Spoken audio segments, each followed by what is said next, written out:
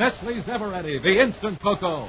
Nestle's Quick for great chocolate milk. And Nestle's chocolate bars. Now present Space Patrol! High adventure in the wild, vast reaches of space. Missions of daring in the name of interplanetary justice. Travel into the future with Buzz Corey, Commander-in-Chief of the Space Patrol. In today's transcribed Space Patrol adventure, Buzz and Happy are aboard the Terra 5 approaching the planet Venus. We're on vector for the Venus City atmosphere shell, sir. Fine, Hap. Cut our velocity. Yes, sir. Hey, that's strange. The controls won't respond.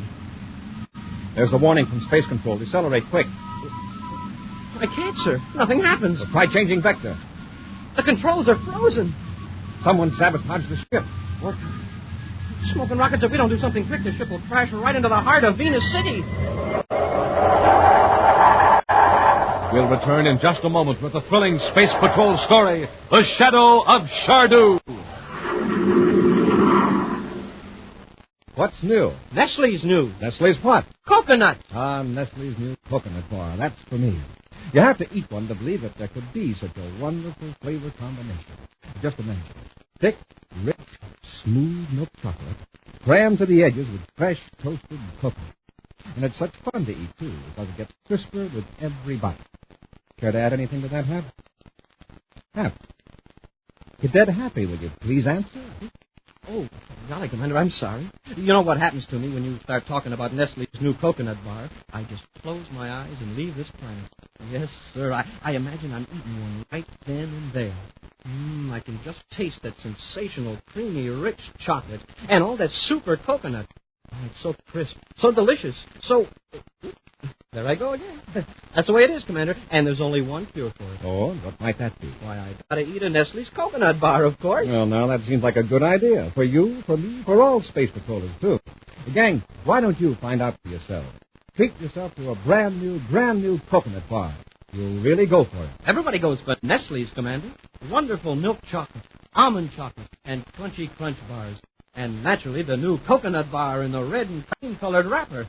Smoking rockets, Nestle's certainly makes the very best chocolate. And now, our Space Patrol adventure, The Shadow of Shardu. Commander Corey has discovered that agents from the planet Dargida near the star Antares are secretly at work in the solar system searching for a jeweled crown. Of the two known agents from Dargida, one has been captured.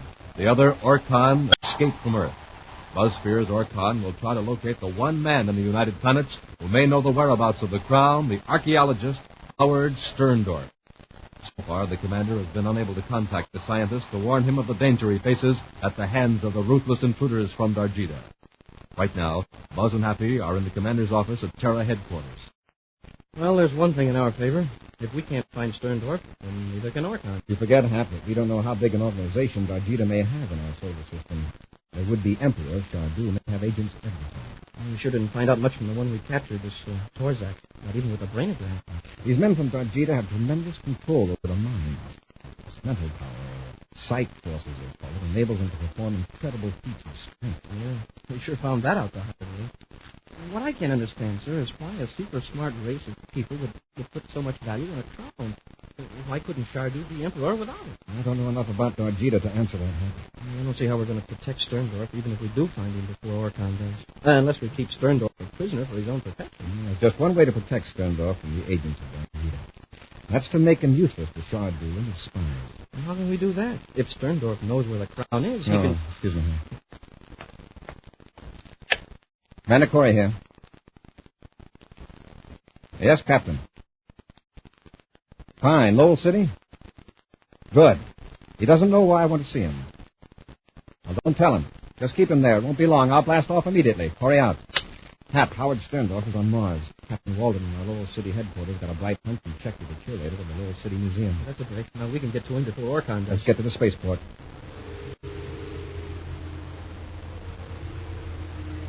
Meantime, in the spaceship traveling between Earth and the planet Venus, Orkan, agent from the planet Dargida, contacts his leader, Shardu, near the star Antares, 170 light years from the solar system.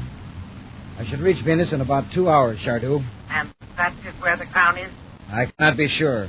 I do know that the scientist who found the crown in the Zanapi ruins lives in Venus City. It shouldn't be difficult to locate him. Once I find Howard Sterndorf, I will force him to tell me where to find the crown of Darjita. I am somewhat concerned, Orkat. Have you contacted Agent Tordak recently? No, Shardu. I saw no necessity for it. I have tried repeatedly to reach him. He does not answer. His last report is long overdue. When did you last hear from Torzak? Shortly after you left the desert region. He told me he had this Commander Corey and the cadet Happy under control. That is true, Shardu. When I left, Corey and the cadet were still dazed from the weakening effect of my psych force. Suppose they succeeded in overpowering Tordak. That's impossible. That's why I haven't Tordak reported. Until I learn differently, I must operate on the theory that they did escape. We must change our plans immediately. But Shardu... We must run no unnecessary risks. Corey has escaped from Torzak, and he will attempt to warn the scientist in Sterndorf. He will also alert the Venus authorities to watch for you. Should I return to Torzak's place in the Earth's desert? No. Contact Roder, one of our agents on Terra. He can determine whether Corey is back in action. And if he is? Corey is the greatest obstacle to the recovery of the crown of Daijida. He must be destroyed. In a hotel room in Laurel City on the planet Mars, Buzz and Happy confer with the elusive scientist Howard Sterndorf. Let me ask you a question. Didn't you explore the Zanapi ruins on Earth? Yes, last year. But it wasn't a very complete exploration.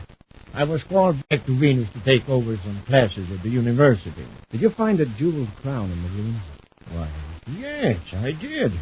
Very strange, too. It just didn't belong among those Indian artifacts. You're right, it didn't. We know where that crown came from. You do? Where? From a planet near the star Antares. It was stolen 1,000 years ago, brought to Earth, and hidden right here. That's why you're in danger. Oh, just a minute. If this is one of those tiresome legends about an ancient curse, you can forget it. This is serious, Professor. Where is that crown? Well, back at the Venus City University. Locked in a vault, I suppose. I couldn't know. It's on the shelf in my office. In plain sight? Of course. The restoration of an empire hinges on that crown. Agents from Darjita are in the solar system right now, and they'll do anything to get it back. Well, why not give it to them? If it's there. We can't be sure it's all they want. We'll never know who their agents are unless they reveal themselves by making attempts to get that crown. All right. Interstellar politics is out of my line. I'll give you the crown, and you can lock it out. That won't work with these spies. No, Professor. No secret is safe from them. They've got something they call a psych force. They can produce a mental energy that can overpower our own self-control. I know. One of them made me tell them your name. And they can concentrate that power in physical energy. When they want to, they're as strong as 10 men. Now, here's our problem. Neither you nor I must know where the crown is. Yet we must be able to produce it on short notice in case we have to. Well, that's quite a dilemma.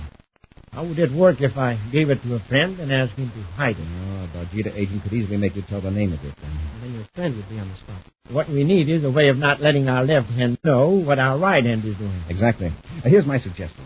Each of us will make a list of 20 men we can trust. That's 40. Then envelopes will be prepared and addressed to each of these 40 men. There will be no return address on any envelope. 39 of them will contain blank pieces of paper, or perhaps a circuit or anything. It doesn't matter.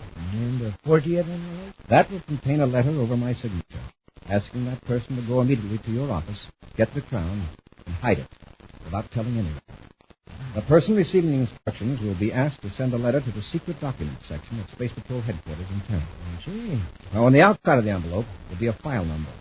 Inside will be the man's name, nothing else. That envelope will be filed without being opened. Then, can I go to Venus? Not until I get word from the secret documents section that a letter with a certain file number has arrived from Venus City. That'll be proof that our plan worked and the crown is safely hidden.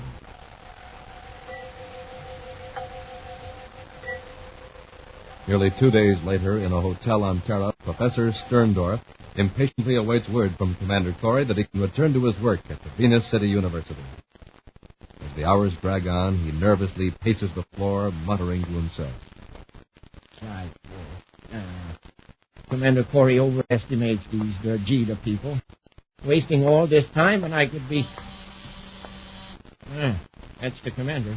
And high time, too. Well, I was wondering... Oh, hello. Professor Sterndorf? Yes, what can I do for you? I'd like to come in, if you don't mind. Well, I'm rather busy. Thank you, Professor. Oh, just a minute, young man. It shouldn't take very long. You're certainly a hard man to find. I heard you were in Lowell City, but by the time I got there, you'd left for Terra. However, what's the matter?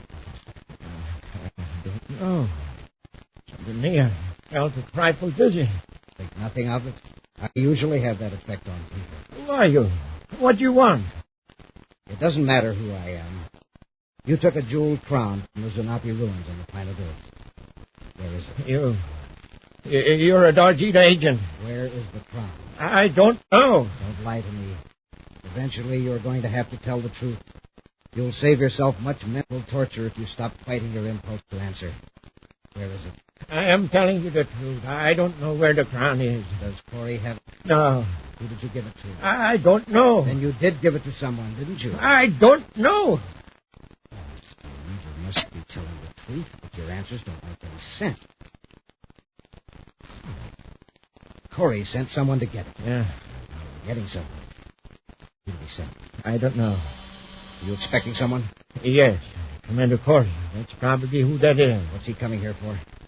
Most likely to take me to Venus. To get the crown? No. Neither of us knows where the crown is. I'm stepping into the next room. Answer the door, but get rid of Corey. Tell him you don't need an escort to Venus. Do as I say. Wait till I get out of sight.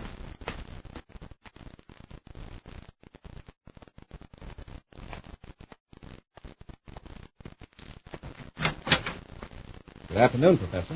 Hi, Professor Sterndorf. Good afternoon. Everything has worked out fine, Professor. We'll take you to Venus as soon as you're ready. I'm not ready to return yet. I have found a few matters of interest here on Terra. When I attend to them, I can return to Venus by myself. I do not need an official escort. Good day, gentlemen. Professor. Happy the Professor knows his own mind. Very well, Professor. Thanks for your cooperation. Come on. Yes, sir. Goodbye, Professor. Goodbye.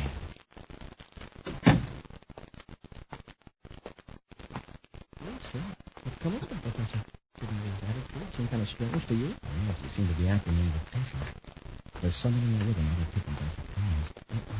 Darjita agents. Trouble.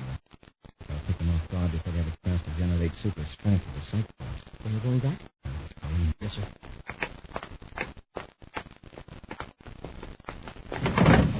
Professor, where is he? Right here, Corey. Come out, it's our turn. You shouldn't have done that. It's their fault I had to knock them out. They stormed in here ready for trouble. It would have been difficult to overpower them with mind energy. All right, Professor. Bring me a sheet from the bed. What are you going to do? Tie them up. I'll have Boder come here and revive them. You're coming with me to Venus. By the commander and Cadet Happy. Who is Boulder? Another Darjita agent. And if they don't tell us where the crown is, Boder will show them that the sight force can be more torture than a severe beating. We'll return to Space Patrol in just a moment. Say, gang, how's your morning tempo? Do you go around like this?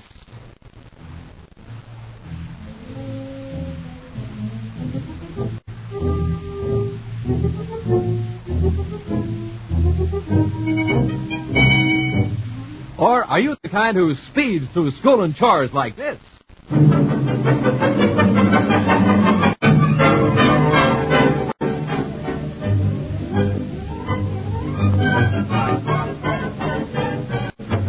Well, I bet you the difference is breakfast. Yes, sirree, a good big breakfast topped off by a good big cup of Nestle's Ever-Ready Cocoa can make all the difference in the universe. Breakfast eaters are never slow starters nor mid-morning slumpers either, because they get the pep and go they need to last clear through. And let me tell you, when you have Nestle's Cocoa with your breakfast, you're treating yourself fine. The flavor's so rich and chocolatey and delicious, just like those sensational Nestle's chocolate bars. Another thing, Nestle's is the only instant cocoa that contains rich whole milk and sugar. That's where the pep comes from. And of course, Nestle's is so easy to fix, you can do it yourself in no time. Just put 1, 2, 3 spoonfuls in your cup and add hot water. Easy? Why, you never saw anything simpler. Good? Well, you just take a big swallow, and you'll say it's the greatest. And, boy, wait and see how you speed through the morning just like this.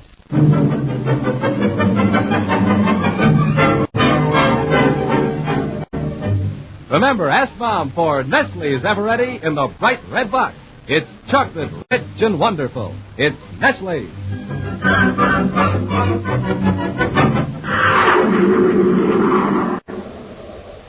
And now, back to our Space Patrol adventure, The Shadow of Shardu. Commander Corey knows that agents from Darjita with their specially trained brains can generate a psych force strong enough to make any ordinary person reveal any fact that he knows. Buzz, therefore, worked out a plan so the crown of Darjita can be hidden by an unknown third party. Thus, neither Buzz nor Professor Sterndorf have any direct knowledge of where the crown is or who has it. But Agent Orkan captured the professor and knocked Buzz and Happy unconscious. The two space patrolmen come to their senses in the professor's hotel room on Terra to find themselves securely bound by strips of sheet torn from the bed. I think I'm getting it, Hap. The strands of sheet around my wrists are beginning to give. I'm not making any headway with mine. Orkan used too much of his super strength in tying me. He pulled the knot so hard he weakened the fabric. Listen, we'll be on a hurry. Commander, something's at the door. Maybe you're in the right place now. I'll step out of sight and keep a vigilant conversation.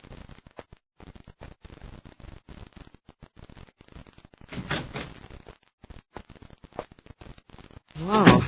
I was beginning to think nobody was ever going to come. Get me loose, will you? Take it easy. Where's the commander? Orkan said he had both of you tied together. Right here.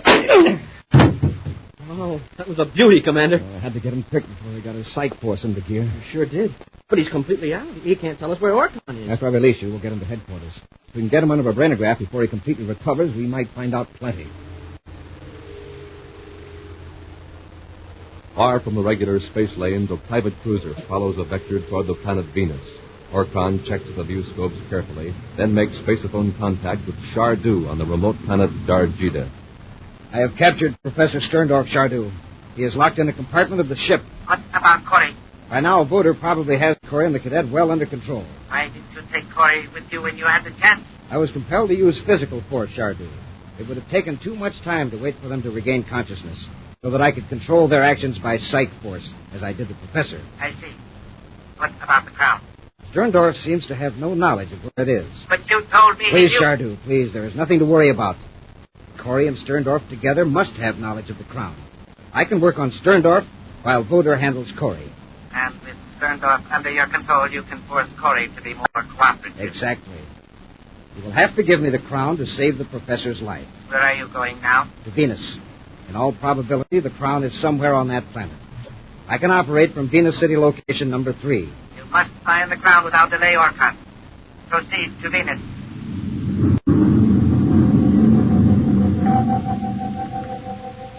Several million VUs away, the Terra 5 also follows a vector toward the planet Venus. We got more information on the Voder than I expected, Commander. Well, at least we know where Orkan is taking Professor Sterndorf. Orkan must realize by now that Sterndorf hasn't the slightest idea where the crown is or who has it. Yes, the professor's in a tough spot.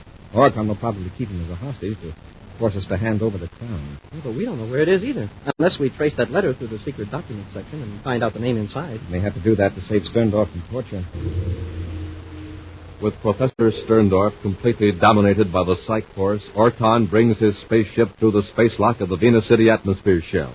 Then, by an indirect route in a surface car, he brings his captive to a thick-walled building in the manufacturing section of the city. Now, Sterndorf, as you can see, we aren't likely to be disturbed here. The wisest thing you can do is to tell me how to find the crown of Darjita. I've told you before. I don't know. I've been very gentle with you up to now, Professor. You have a fine mind by solar system standards. It would be a pity to damage it permanently. So stop resisting me. I tell you, I'm not... Come, if you don't care about yourself, think of Corey and the cadet. You can save them from a very horrible fate by telling me what steps Corey took to conceal the crown. Very well. You leave me no other choice. Shardu's signal. Perhaps Corey is already cracked. I knew it wouldn't take Voder long to get the information.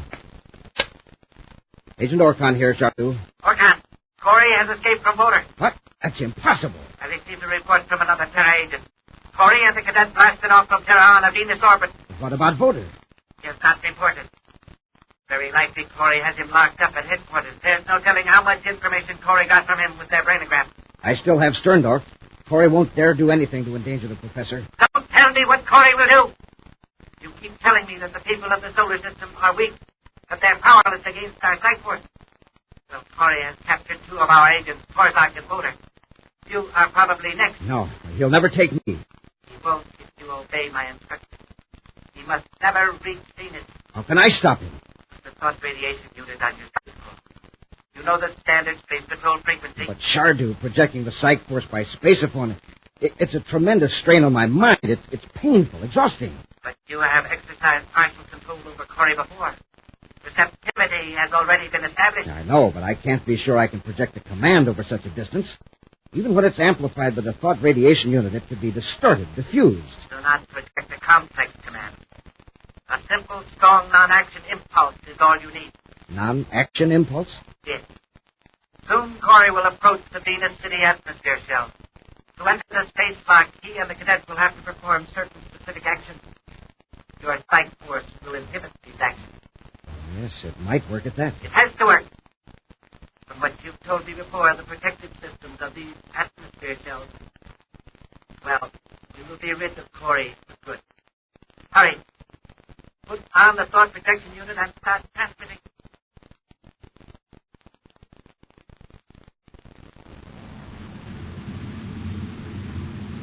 We're on vector for the Venus City atmosphere shell, sir. The fine half. You bring it through the locks. Better cut our velocity. Yes, sir. That's strange. The controls won't respond. Try it again.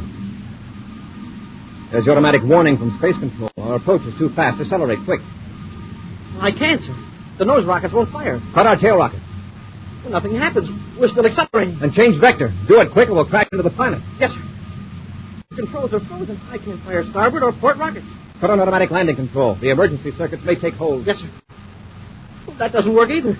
Smoking rockets, we're going to crash right into the heart of Venus City. Listen to that automatic warning. The electronic protective system in Venus City is getting ready to launch a guided missile at us. We'll be blown up before we hit the shell. Those beats are speeding up. When they merge into one note, we'll have reached the critical point. Try the forward rockets again. Press the control. I did, sir. You put your finger on it, but you didn't press it. Here, let me try it.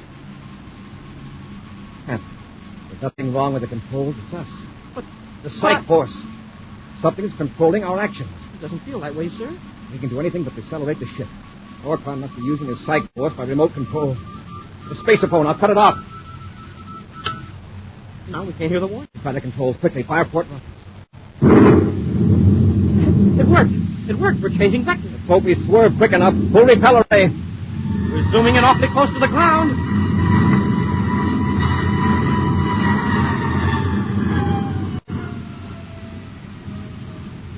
Wow. That was close. You'll make another approach to the city, huh? This time an automatic landing control. And Orcon must have been transmitting a psych force by spaceophone. Yes. Otherwise, we'd have been blown to bits by now. Well, I guess it's better to destroy a ship than to crash into a city. I could have sworn I was pressing those controls. The psych force is a powerful weapon. We've got to round up every Dargita agent in the solar system. And we'll start with Orcon. In his Venus City hideout, Orcon slumps in front of the spaceophone, completely exhausted. Still, he keeps a wary eye on his captive, Professor Sterndorf.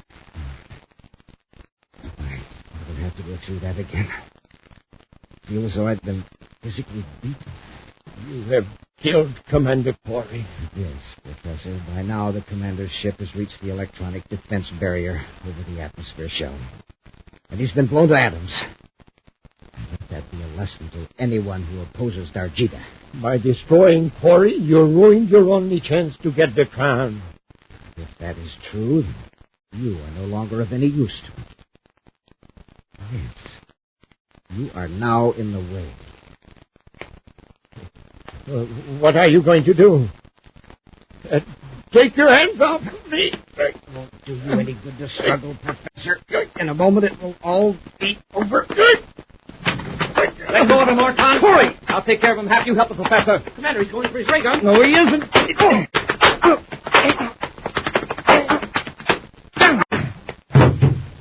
Keep him covered. Yes, sir.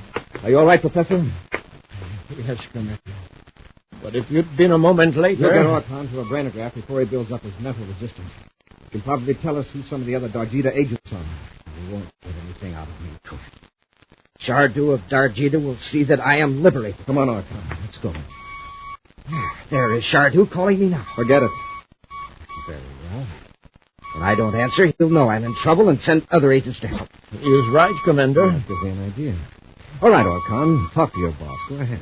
Say anything you like. Do you mean that? Answer it. You've got some trick in mind. You think you'll learn something about the Dargita master plan? All right, don't answer it, but make up your mind. Very well. But you won't learn anything. Agent Orcon, here's Shardu. I'm surprised that you answered, Orcon. Shardu, listen. Be careful what you say. Silence, Orcon. I have just heard of the failure of your plan to destroy Corey's spaceship. That's what I wanted to explain. Silence! Do not interrupt. The repeated bunting means only one thing. You are a traitor. You are working with my enemies. That's not true. I'm loyal to you, Shardu. Protect me from such loyalty.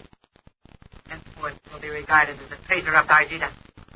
I have ordered certain agents in the solar system to give you the treatment we reserve for traitors. Goodbye, Orcon. Shardu, listen to me, please. That's the way he repays me for my faithful work.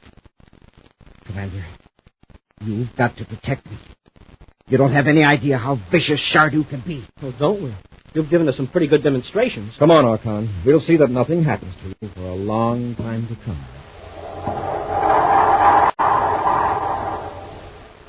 An action preview of next week's exciting Space Patrol adventure in just a moment.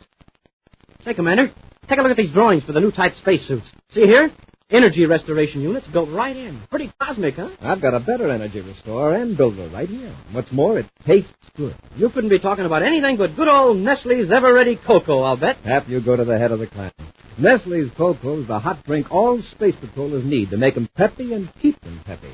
So delicious, too. Just packed with the rich, true chocolate flavor of Nestle's chocolate bars. And that's the best chocolate there is. Nestle's is so easy to make, too. Just 1, 2, 3 spoonfuls in the cup, add hot water, and it's ready. Smoking rockets, let's not stand here talking about it. Let's have some. Roger. Let's everybody have a big, delicious cup of Nestle's Ever-Ready Cocoa. And Nestle's is the one with the real chocolate flavor. That's Nestle's in the bright red can. And now, a preview of next week's exciting Space Patrol adventure. Buzz and Happy are on the planet Dargita, pursued by a band of Shardu's agents. They're gaining on us, sir. We're nearly at the top of the ridge. Then it'll be downhill to the ship. It's lucky for us they don't have any weapons. Shardu will probably get a mortar to take us alive. From what we know of him, that isn't going to be any picnic. If we can keep this lead, we'll be safe. Wow, they have got weapons. Here's the top of the ridge. Now a final spurt to the ship and... Smoking rockets, Commander, look. Our ship is gone. Be with us next week for the thrilling Space Patrol story, Planet of Discord. Space Patrol, created by Mike Moser, starring Ed Kemmer as Commander Corey and Lynn Osborne as Cadet Happy, was written by Lou Houston, produced and directed by Larry Robertson, executive producer Helen Moser. Other players were Norman Jolly, Ken Mayer, and Bela Kovach. Dick Tufeld speaking. This week's Space Patrol was brought to you by Nestle's Ever-Ready, the instant cocoa. Nestle's Quick for great chocolate milk, and famous Nestle's chocolate bars. This program is broadcast to our armed forces overseas through the worldwide facilities of the Armed Forces Radio Service. Space Patrol came to you transcribed from Hollywood. This is ABC Radio Network.